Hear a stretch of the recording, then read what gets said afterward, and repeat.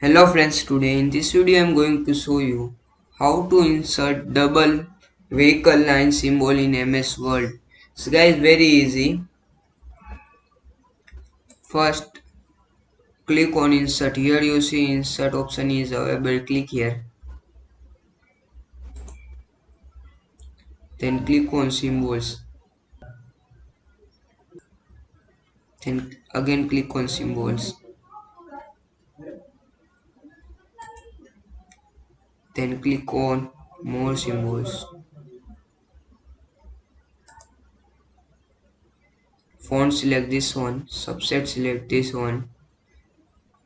And character code is 2016.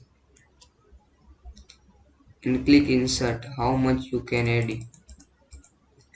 And shortcut key is also 2016 Alt plus X. Thanks for watching. Please like, share and comment. Is this video useful or not? Please comment. Thanks for watching.